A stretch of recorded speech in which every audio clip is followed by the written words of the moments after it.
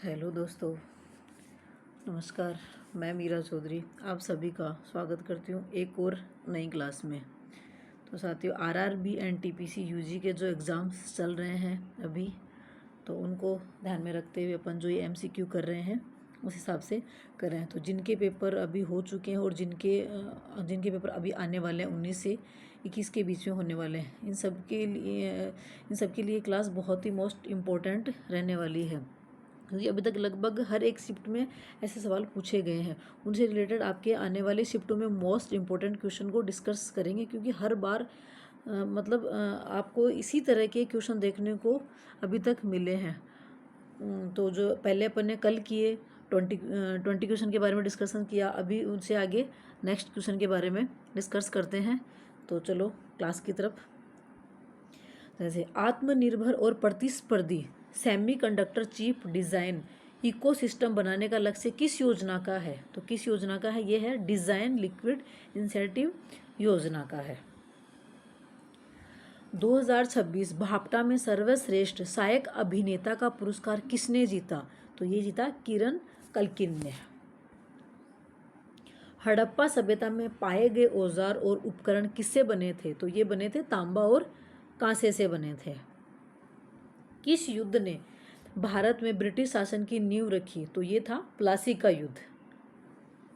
भारत का एकमात्र सक्रिय ज्वालामुखी किस द्वीप पर स्थित है? तो ये है अपने बैरन द्वीप पर स्थित है। पौधे के शरीर में विभिजोतक उत्तक की स्थिति को कौन सा कथन सही ढंग से दर्शाता है? तो ये दर्शाता है कुछ विशिष्ट क्षेत्रों में। किस फिल्म ने सर्वश्रेष्ठ फिल्म जो अंग्रेजी भाषा में नहीं है के लिए बाफ्टा जीता? कौन सी? Emilia Perez. महिलाओं और बाल कल्याण के लिए CSR भागीदारी को मुख्य धारा में लाने हेतु भारत सरकार द्वारा शुरू किए गए एकीकृत डिजिटल पोर्टल का नाम क्या है? तो ये नाम है ई-खुदरी। भारत में लिग्नाइट कोयले का सबसे बड़ा उत्पादक राज्य कौन सा है? तो ये है तमिलनाडु। द्रव्यमान के संरक्षण का नियम किसने दिया था? तो ये दिया था एंटोनी लॉरेंट लावोजियर ने। भारतीय संविधान का कौन सा अनुच्छेद न्यायोचित एवं मानवीय कार्य स्थितियों तथा मातृत्व राहत के प्रावधान पर जोर देता है? तो कौन सा देता है? ये देता है अनुच्छेद 42, अनुच्छेद 42। कौन सी कैबिनेट समिति नहीं है? कौन सी नहीं है? तो ये मंत्रियों के बीच विवाद पर समिति ये नहीं है। नियुक्ति समिति भी है, राजनीतिक मामलों की समिति भी है, निवेश और विकास समिति। मंत्रियों के बीच विवाद पर समिति ये कैबिनेट समिति नहीं है। गहन कृषि का तात्पर्य क्या है? तो गहन कृषि का तात्पर्य खेती के तहत दी गई भूमि पर अधिक श्रम और पूंजीगत आदानों का उपयोग। विंडोज 7 में प्रोग्राम फाइलें और सेटिंग्स एक्सेस करने के लिए किसका उपयोग किया जाता है? तो ये किया जाता है स्टार्ट बटन का।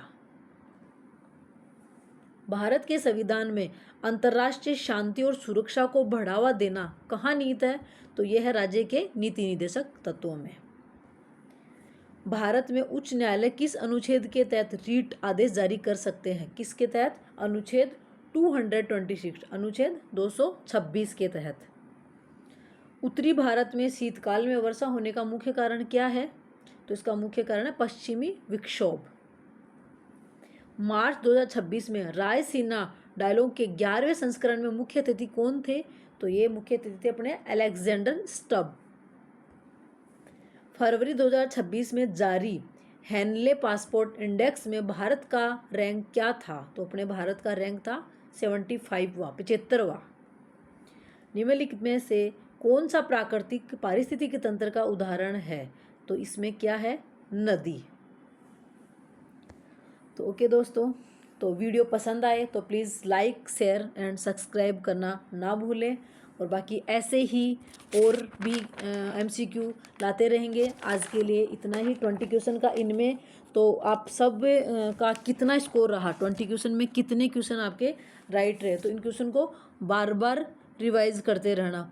तो नेक्स्ट सीरीज़ में फिर अपन ऐसे ही MCQ मोस्ट इम्पोर्टेंट लाएंगे। Thank you.